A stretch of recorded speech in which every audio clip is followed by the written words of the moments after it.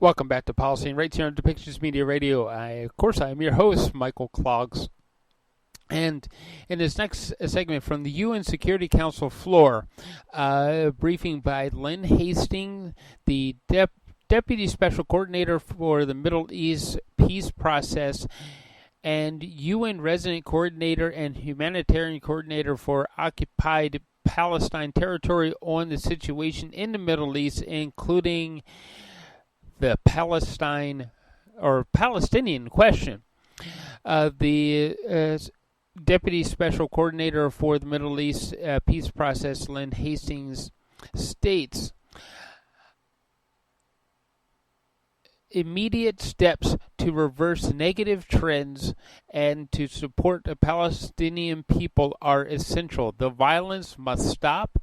The tensions that have been mounting, particularly in the occupied West Bank, including East Jerusalem, amidst continued settlement activities and settler-related violence, must be addressed.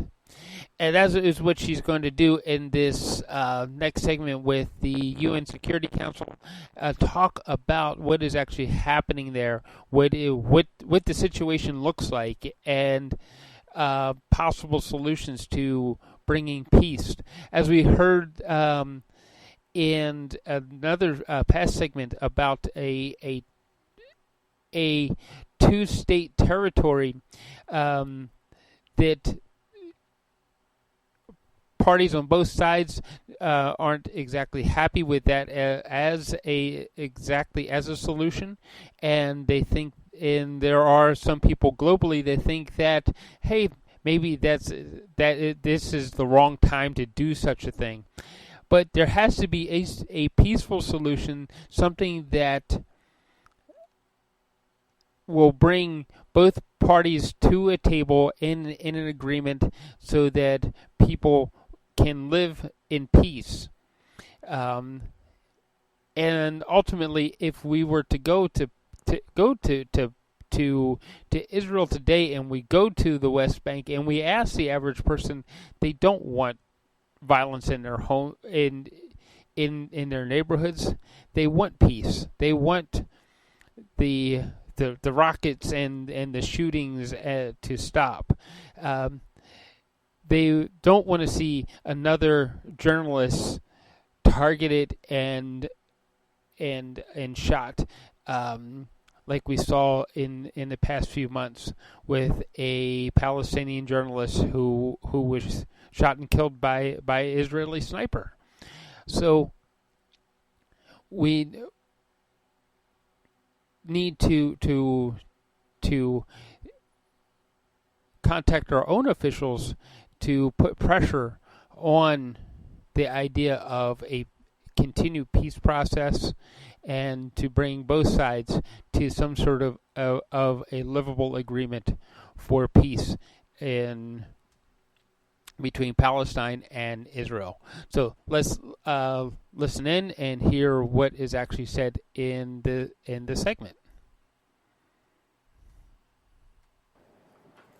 Members of the Security Council, I am pleased to deliver this briefing on behalf of Special Coordinator Tor Vennesland, covering the reporting period of the 27th of June to the 21st of July. While the specific developments of the conflict fluctuate, the structural reality has not changed. We continue to witness concerning levels of violence against civilians, which exacerbates mistrust and undermines a peaceful resolution to the conflict. For years, illegal settlement expansion in the occupied West Bank, including East Jerusalem, has been steadily shrinking the land available to Palestinians for development and livelihoods, limiting their movement and access and eroding the prospects for establishing a viable Palestinian state. 399 demolitions and seizures of Palestinian-owned structures and evictions this year in Area C have left over 400 Palestinians displaced. There is a growing sense of hopelessness among many Palestinians who see their prospects for statehood, sovereignty, and a peaceful future slipping away. Internally, they also see a crumbling and constrained Palestinian economy, lack of progress in advancing intra-Palestinian unity and governance reform, and the urgent need for renewed legitimacy to national institutions, including through a democratically elected parliament and government in Palestine. Many Israelis also understand the perils of continuing along the current path. They see endless cycles of violence, the constant risk of escalation, and the absence of prospects to end the conflict. Against this worrying backdrop, U.S. President Biden's visit to the region earlier this month signaled renewed consensus for a two-state solution based on the 1967 lines. During the visit, for the first time in years, Israeli, Palestinian, and American leaders also reiterated their support for a two-state solution as essential for the future of Palestinians and Israelis alike. In addition to meeting with Prime Minister Lapid and President Abbas, President Biden made a noteworthy visit to Augusta Victoria Hospital in East Jerusalem. We must build on these reaffirmed commitments and work collectively to encourage steps that allow for a return to a meaningful political process. Mr. President, daily violence continued throughout the occupied Palestinian territory during the reporting period. 3 Palestinians were killed in the occupied West Bank during search and arrest operations, and 287 Palestinians, including 28 children, were injured by Israeli security forces during demonstrations, clashes, search and arrest operations, attacks and alleged attacks against Israelis, and other incidents in the West Bank. Israeli settlers or other civilians perpetrated 27 attacks against Palestinians, resulting in 12 injuries and or damage to Palestinian property, including 1,000 olive trees.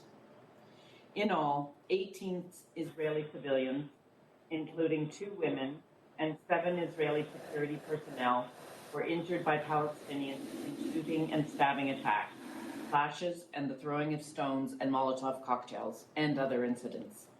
In total, Palestinians perpetrated 50 attacks against Israeli civilians, 39 of which were stone-throwing incidents, resulting in injuries and or damage to Israeli property. On the 29th of June, the Israeli security forces shot and killed a 25-year-old Palestinian in the context of clashes following an arrest operation conducted in Jenin in the West Bank. According to the Israeli security forces, the man had thrown explosive devices towards Israeli soldiers. Palestinian Islamic Jihad later claimed the man as a member. On the 2nd and 6th of July, ISF fatally shot 2 Palestinians in the village of Jabba near Jenin. On the 2nd of July, according to video and eyewitnesses, a 17-year-old was shot from some 30 meters as he was turning away after having thrown stones towards the soldiers. The Israeli security forces said they fired after the boy had thrown a Molotov cocktail. On the 6th of July, a Palestinian man was shot and killed as he left his house during a nearby Israeli security forces arrest operation. Israeli security forces said the man had been shot after trying to run away. On the 5th of July, an Israeli man was seriously injured after being stabbed on a pedestrian bridge in Bnei Brak in central Israel. On the 6th of July, the Israeli security forces announced that they had arrested a Palestinian man suspected of carrying out the attack. On the 19th of July, an Israeli was stabbed and moderately injured by a Palestinian on a bus in Jerusalem. The assailant was subsequently shot and injured by an Israeli civilian. On the 2nd of July, the Palestinian Authority transferred the bullet that killed Palestinian-American journalist Shireen Abu Akleh to the U.S. authorities to undergo forensic testing. On the 4th of July, following an analysis overseen by the U.S. Security Coordinator, the United States announced that the examiners could not reach a definitive conclusion regarding the origin of the bullet due to its damaged condition. The U.S. also said that after viewing the results of both Israeli and Palestinian investigations into Akleh's death, it had concluded that gunfire from Israeli Defense Forces positions was likely responsible, and that it found no reason to believe that it was intentional. Mr. President, settler-related violence continued during the reporting period, with particularly concerning incidents in the West Bank community of Ras Al-Tan. On the night of the 6th of July, individuals believed to be Israeli settlers set fire to 4 points around the community, damaging several structures, including tents.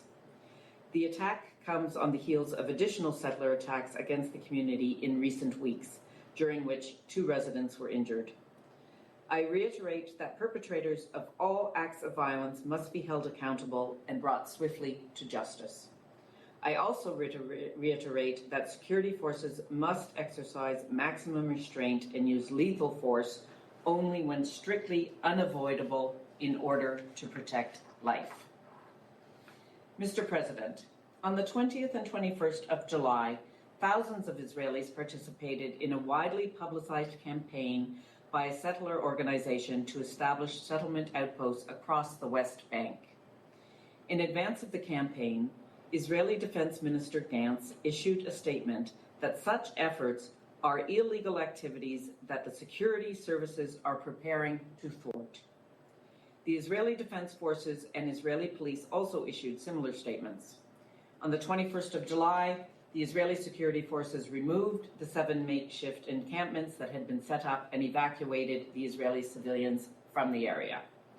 I welcome the statements and actions by the government of Israel to prevent the establishment of new outposts. I reiterate that all settlements are illegal under international law and remain a substantial obstacle to peace. Mr. President, during the reporting period, Israeli authorities demolished, seized, or forced owners to demolish 77 Palestinian-owned structures in Area C and 5 in East Jerusalem, displacing 61 Palestinians, including 31 children. The demolitions were carried out due to the lack of Israeli-issued building permits, which are nearly impossible for Palestinians to obtain.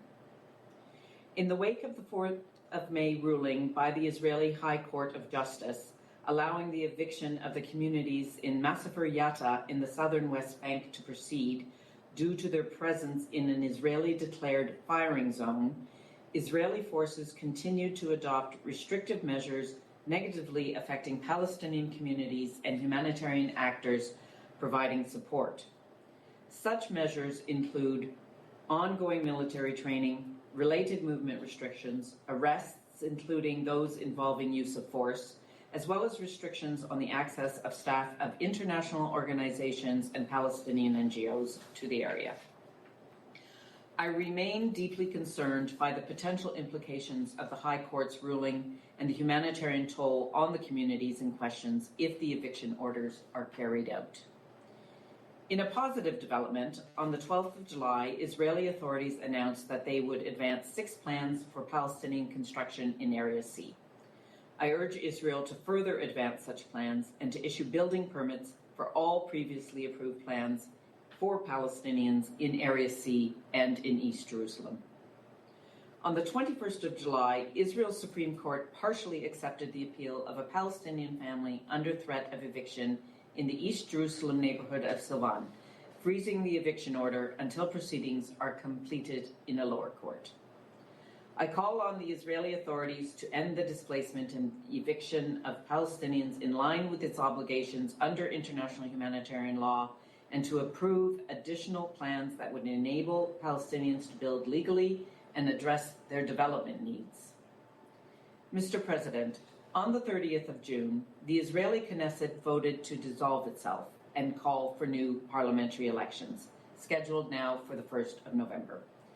Due to the coalition agreements, on the 1st of July, Yair Lapid became Israel's prime minister and will head the interim government through the upcoming elections and government formation process.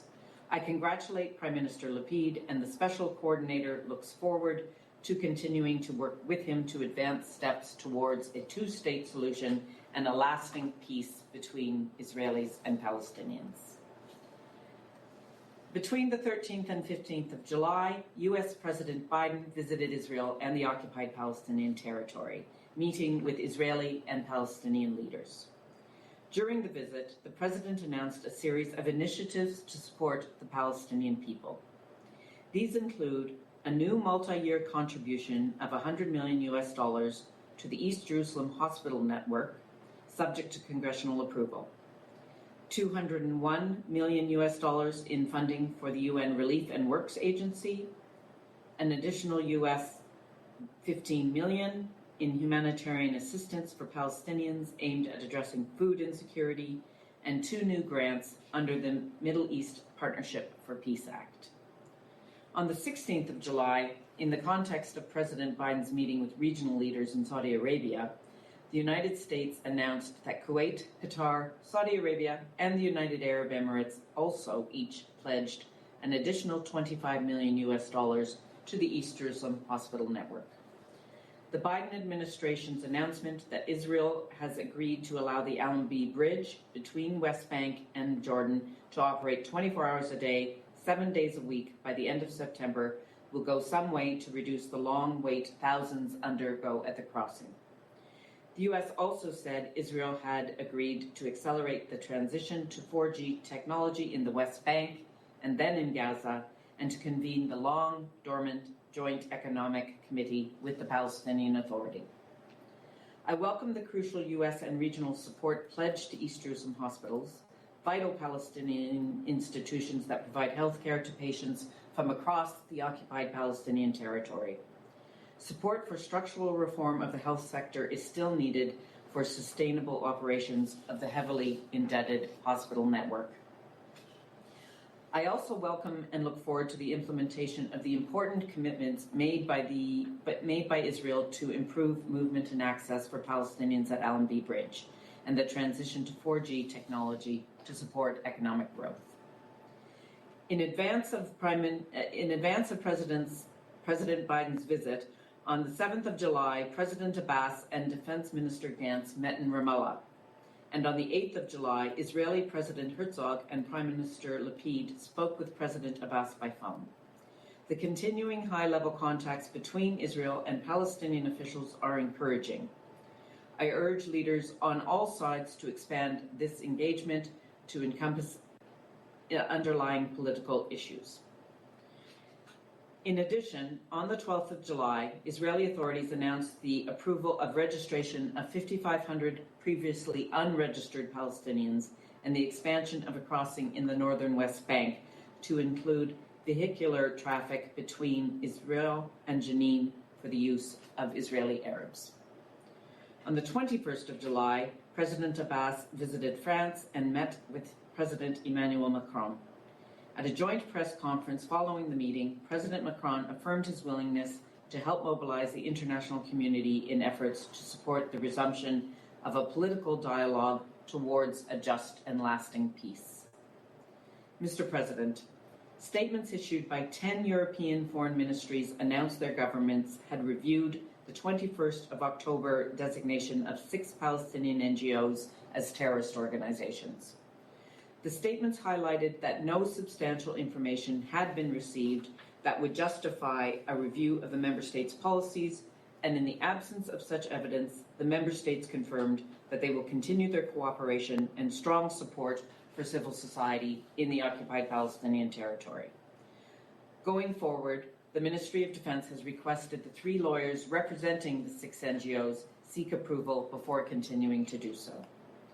On several occasions in July, Palestinian legal associations organized demonstrations in Ramallah, attended by hundreds of participants, to protest the Palestinian Authority's practice of issuing and amending laws by presidential decree. Protesters called for the election of a new legislative council and the resumption of regular legislative procedures. Mr. President, turning to Gaza, the situation remains fragile.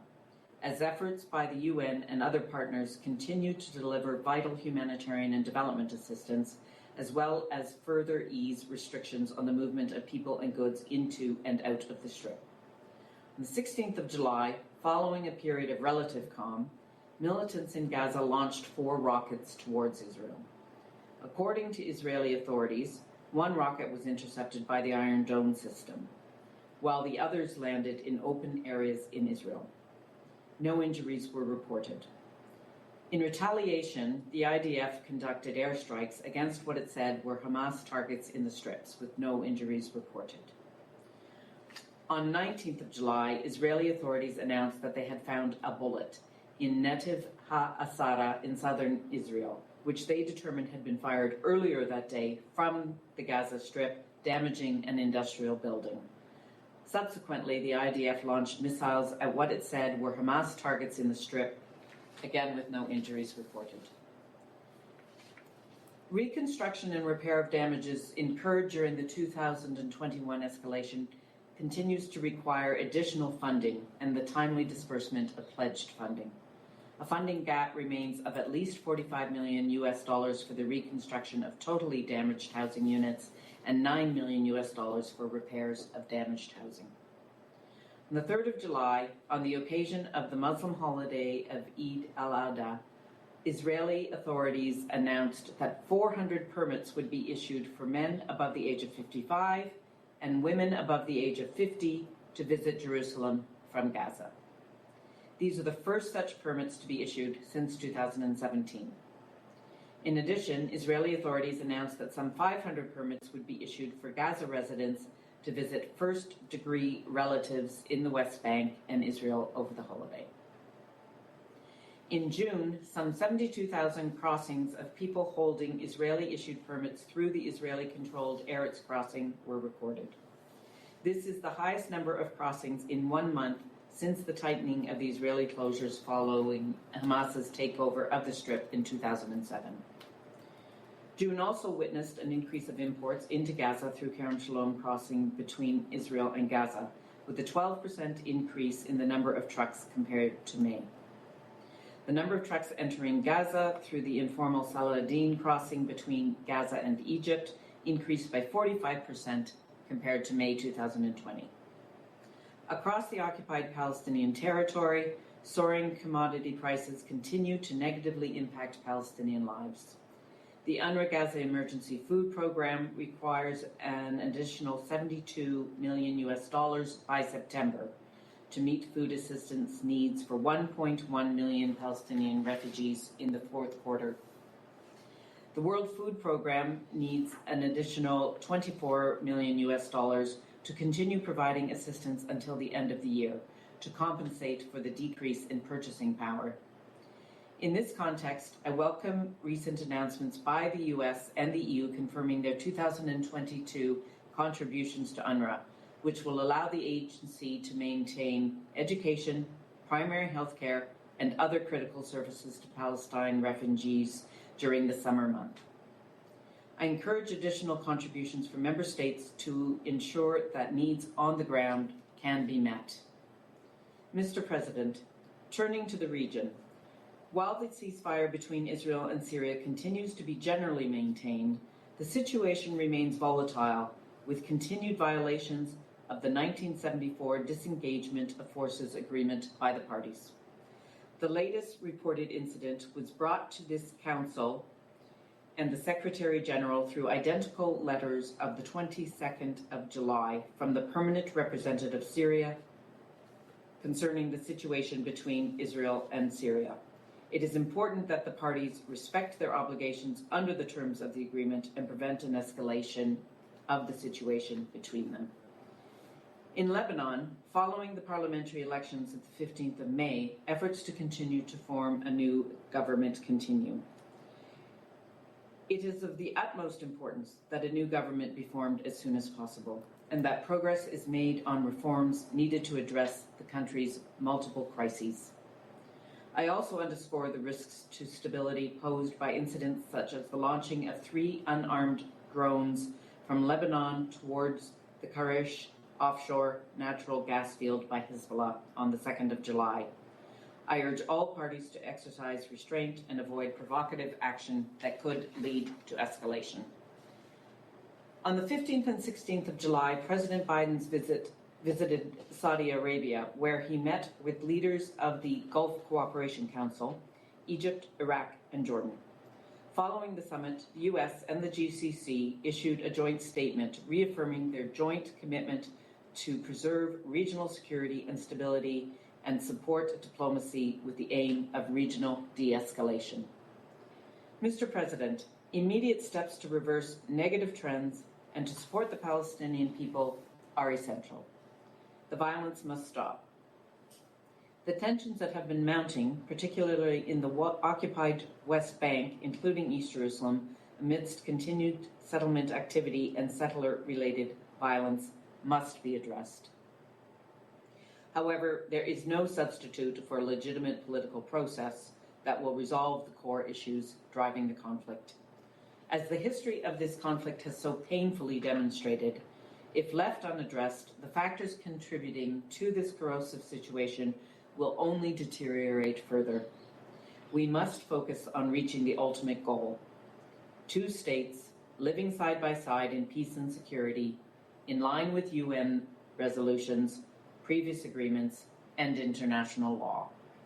The United Nations remains committed to supporting Israelis and Palestinians to move towards a just and lasting peace, and we will continue to work with the parties and with regional and international partners to achieve this objective.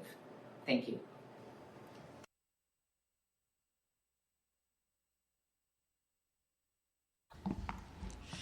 Good morning, everyone.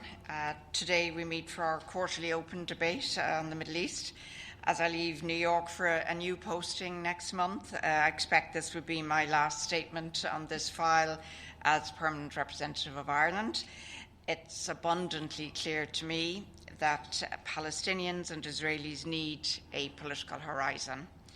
They need the prospect of a negotiated agreement. They need an inclusive and sustainable peace, but the prospect of renewed and meaningful negotiations, UN negotiations between the parties, is as remote today as the day I arrived here 5 years ago, and I deeply regret that. The 2-state solution to which Ireland remains resolutely, strongly committed, remains frustratingly out of reach. Ongoing illegal settlement activity undermines the prospects for this solution. We need to act now to preserve its very viability. Clearly, mere statements of concern just won't cut it. It's not enough. The recent eviction decision in Massafir Yatta is deeply concerning. It places 1,200 Palestinians, including some 500 children, at risk of forcible transfer and the demolition of their homes.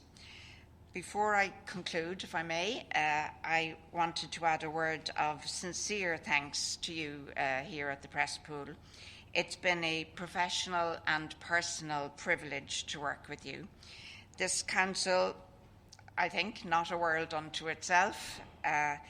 What we do here and what we say here has implications in places far, far beyond these privileged corridors in New York. And that's why it's really so important, and I say this with a deep and profound belief in this, that journalists like you are able to tell the story of what the Council does and doesn't do, where the Council fails. For Council members, I believe firmly it should be a vocation to facilitate your work where we can, both to navigate the complexities of this place, frankly, or the weird and infinite acronyms, but importantly, to speak the truth about the imperfect power politics of the Security Council. So I want to say again a most sincere thank you, agura mila mahoga velig, in my own native language and over and out. Thank you. Ambassador, on behalf of all the correspondents, thank you so much for engaging with us throughout your Security Council tenure, but even before that, when you were CSW chair and everything. Ambassadors always tell us they're going to engage with us, and they don't always do, and you have, so we really appreciate it. And we'll miss you, and our colleagues in Washington are very lucky to be getting you. On a business note, silence was broken on the Myanmar statement. So is that the end of it, or is there going to be some amendments to the language? Do you still expect a statement on the execution? Look, we should have a statement. This execution of the pro-democracy activists in Myanmar is deeply shocking, repressive, reprehensible. We need to speak out. We need to assume our responsibility as Council and call it what it is. So I'm hopeful that more work can be done, and that as one, which is where we have the voice of the Council, that we come together and speak out on this. You can't defend an action like this. Ambassador, echoing Maggie's words, thank you very much. We saw President Biden in the region recently. He said time was not ripe for fresh negotiations. Does Ireland agree with that? I believe the time is now. It's long overdue that we see the Palestinians and the Israelis at the table negotiating with all of the help they can get. This House has a role. Big partners at the Security Council table have a role. My own foreign minister consistently speaks about the urgency and the immediacy of the need for action. So we will work as constructively and as Simon Coveney does, as a goodwill player and a friend of both countries, both parties in the region, to come up with a solution. Give us an update on Ukraine as well. I mean, there's talk of maybe of a meeting on Friday. Where is your statement? Where are we on Ukraine? Yeah, well, look, I think we probably will have a discussion later this week. I want to say, first of all, that as our French colleagues would say, chapeau to the Secretary-General and to all of those who contributed, Ukraine, Russia and Turkey, to the Grain Initiative agreement. It was a major achievement. Now what we need to see is that implemented. I think we all know there are millions at risk and millions standing by waiting to see this now realised in real time. Clearly the attack by Russia 24 hours afterwards in Odessa was deeply cynical. We, the Foreign Minister of Ireland, strongly condemned that straight off the bat. We thought that we should see a statement from the Security Council quickly, immediately. I thought that Friday, Saturday, Sunday, and again yesterday. We haven't got there yet. Look, the politics on this deeply divided at the table. You know, this is a political reality. So we have to try and get on. I'm an optimist. I believe that we should get on with the delivery of the deal now, in spite of any divisions inside that room I'm about to head into. First of all, you will be missed here, and good luck in your new challenge. Thank you for the briefing today. Just a quick follow-up. We have been talking for the last 6 months, I think, or maybe longer, about the 5 Palestinian NGOs, organizations that were accused of being terrorist organizations, and there was no evidence that was provided by the Israelis. Is this subject still alive for you? Are you going to raise it in the Security Council or in other meetings? Thank you. Absolutely still alive for us. Irish non-governmental organisations affected by that, and the Irish government, along with EU partners, have called for clarity. We want to see any evidence for their designation, and frankly, we haven't seen that. So absolutely alive, and we will continue to pursue. Thank you very much. Best wishes.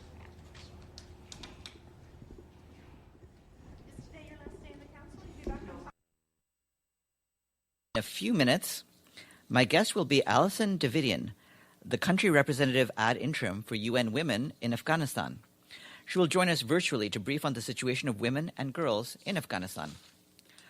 I will start off with a couple of senior personnel appointments. Today, the Secretary General is announcing Li Junhua of China as the next Undersecretary General for Economic and Social Affairs.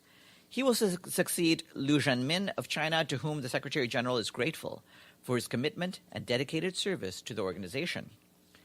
Mr. Li is currently Ambassador Extraordinary and Plenipotentiary of China to Italy and San Marino. Prior to this, he was Director General of the Department of International Organizations and Conferences of the Ministry of Foreign Affairs of China. And then, following consultations with UNESCO's Director General, Audrey Azoulay, and with her concurrence, the Secretary General is appointing Professor Chiditsi Marwala of South Africa as Rector of the United Nations University in Tokyo. Professor Marwala will be the 7th Rector of the United Nations University as of the 1st of March 2023. The decision to appoint Professor Marwala was taken after an extensive international search process. Professor Marwala will succeed Professor David M. Malone of Canada, who has served as UNU rector since 2013. Professor Mawala currently serves as the Vice Chancellor and Principal of the University of Johannesburg. Lots more in his biography, online, and in your mailboxes. You will have seen a statement we issued over the weekend in which the Secretary General unequivocally condemned reported strikes in the Ukrainian port of Odessa. He stressed that on Friday, all parties made clear commitments on the global stage to ensure the safe movement of Ukrainian grain and related products to global markets. The Secretary General noted that these products are desperately needed to address the global food crisis and ease the suffering of millions of people in need around the globe. Full implementation by the Russian Federation, Ukraine, and Turkey is imperative, he said. On the Black Sea Initiative, we can tell you that since the signing of the agreement, the parties to the initiative and the UN have been in frequent contact, including yesterday. All parties have reconfirmed their commitment to the initiative.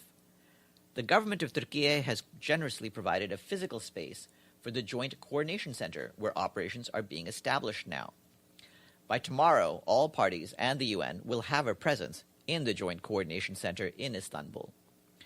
We expect that the first ships may move within a few days. The Joint Coordination Center will be liaising with the shipping industry and publishing detailed procedures for ships in the very near future.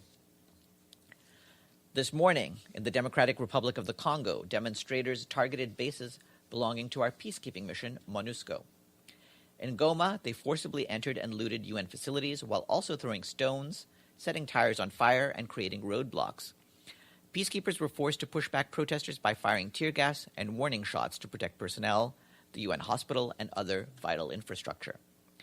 There was also a similar protest at our base in Nyamilima, 38 kilometers northeast of Rutshuru. Several peacekeepers there reportedly suffered minor injuries. Another protest at the mission's base in Kachanga, 28 kilometers northeast of Masisi, was reported to have been peaceful. In a press statement, the UN mission denounced the attacks and recalled that UN premises are inviolable under the Status of Forces Agreement between the United Nations and the government of the Democratic Republic of the Congo. Meanwhile, the mission is activating additional security protocols and advancing contingency planning to ensure the continued implementation of its mandate and the safety and security of all UN personnel. The High Commissioner for Human Rights, Michelle Bachelet, today condemned in the strongest terms the execution of 4 democracy activists by Myanmar's military, despite repeated calls by the United Nations and the wider international community to not carry out death sentences.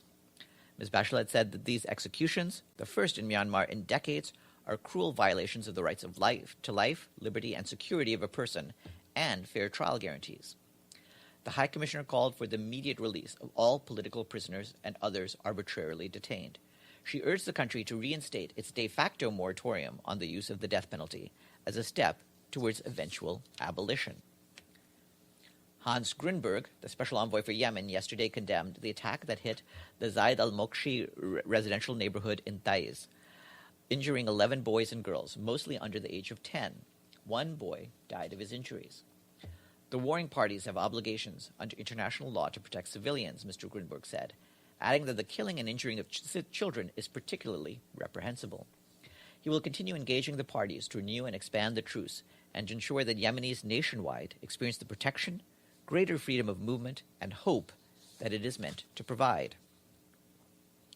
In Haiti, our humanitarian colleagues are telling us that they have started delivering humanitarian assistance to help vulnerable people impacted by violence in the commune of Cité Soleil, as well as in other neighborhoods of the Port-au-Prince metropolitan area.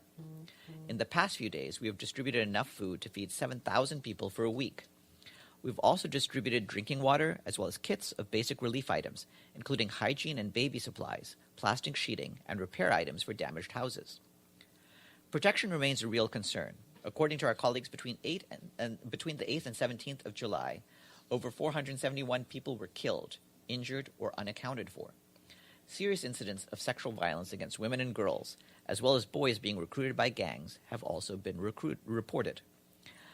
Around 3,000 people have fled their homes, including hundreds of unaccompanied children, and at least 140 houses have been destroyed or burnt down. Access to healthcare is limited or non-existent, while food and water have been in short supply. The humanitarian coordinator, Ulrika Richardson, calls on all parties to end violence and to ensure unhindered access to provide emergency humanitarian and medical assistance to civilians in need.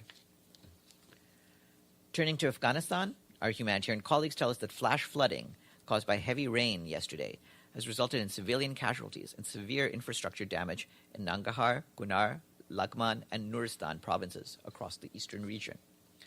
According to initial reports, the floods impacted more than 6,000 people, damaging their houses and destroying thousands of hectares of agricultural land. In response, we, along with our humanitarian partners, have deployed assessment teams to the affected areas in the east and southeast yesterday and today. For its part, the UN Development Programme today held a forum entitled Community Voices, Vision for Regional Economic Recovery in Afghanistan. The forum brought together more than 200 representatives of communities from all the main regions of Afghanistan to formulate and share their vision for the country's economic recovery. The UN Children's Fund, the International Organization for Migration, the United Nations University, and Georgetown University today launched new guidelines to provide a global policy framework that will help protect, include, and empower children on the move in the context of climate change. The guidelines provide a set of 9 principles that address the vulnerabilities of children on the move, both internally and across borders, as a result of the impacts of climate change. In 2020 alone, nearly 10 million children were displaced in the aftermath of weather-related shocks, with around 1 billion children, nearly half of the world's 2.2 billion children, living in 33 countries at high risk of the impacts of climate change. Millions more children could be on the move in the coming years. The guiding principles provide national and local governments, international organizations, and civil society groups with a foundation to build policies that protect children's rights. And today is World Drowning Prevention Day. The World Health Organization notes that as one of the leading causes of death globally for children and young people ages 1 to 24, and the third leading cause of injury-related deaths overall, drowning tragically claims more than 236,000 lives each year. To galvanize action and mark World Drowning Prevention Day, the Jet d'eau in Geneva will be illumined in blue this evening, accompanied by similar actions in other cities around the world. And that's it for me. Anything before we go to our guest? Yes, James and then Edie. Yes, you talked about the deal, the grain deal. Comments by the Foreign Minister of Russia, Sergei Lavrov.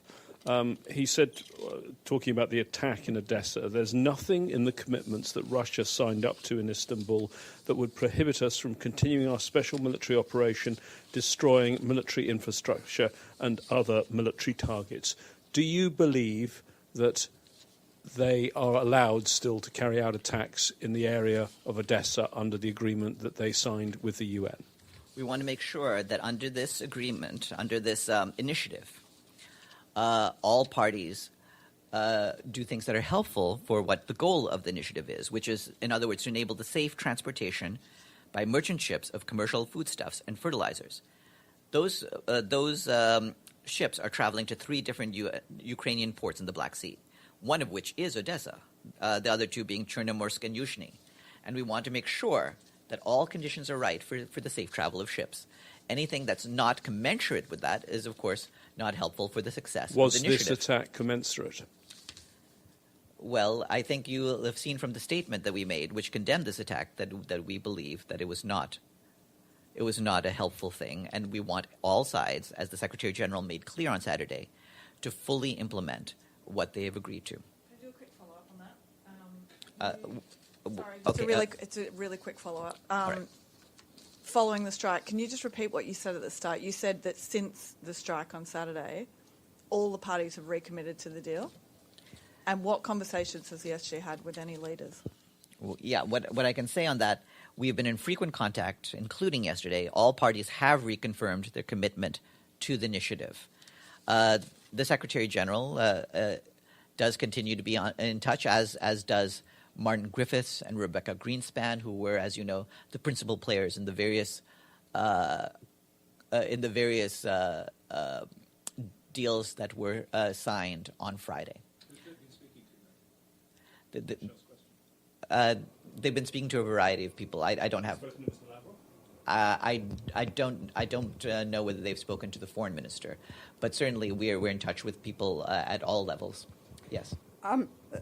Farhan, first, does the UN have any indication of the damage the impact of the damage in Odessa to prospects for getting these cargo ships in and out of the port. And can you tell us, can you give us any specific steps that have been taken since the agreement was signed to actually get this deal into operation? At the top, I pointed out that among the things, the government of Turkey has generously provided a physical space for the Joint Coordination Center where the operations are being established. That Joint Coordination Center will be housed in the Ataturk Wargaming and Cultural Center in Istanbul. And by tomorrow, we expect that all parties and the UN will have a physical presence in the Joint Coordination Center. And to reiterate, we do expect that the first ships could move within a few days. That, of course, depends upon the understandings being followed through. So would that indicate that the damage in Odessa is not severe enough to restrict any shipments? We believe that work on the initiative can continue to proceed, and we do believe that ships can move. In terms of what the amount of damage was, I would leave that to the Ukrainian authorities. Yes?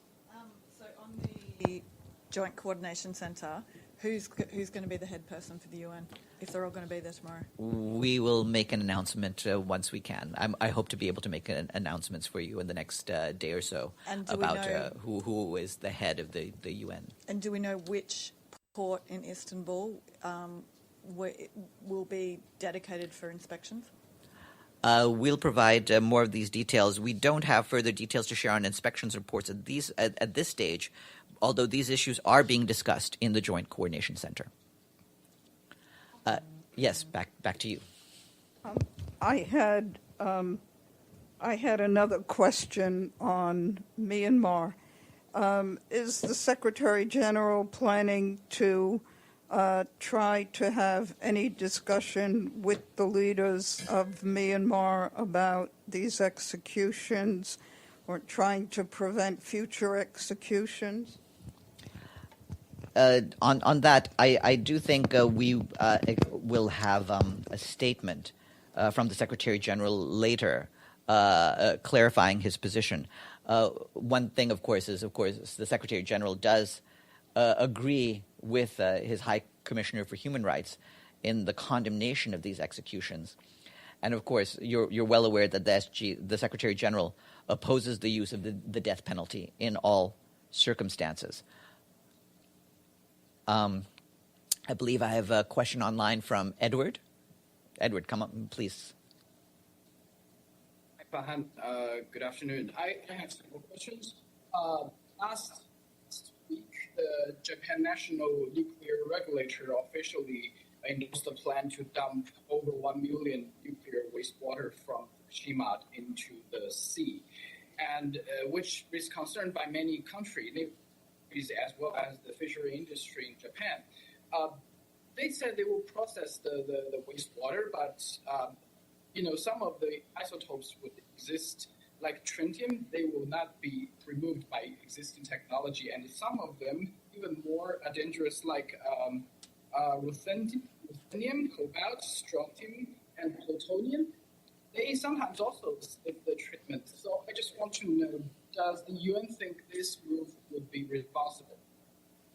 I believe that this is really an issue on which we rely on the expertise of our colleagues in the International Atomic Energy Agency, who have been dealing with the situation in Fukushima throughout.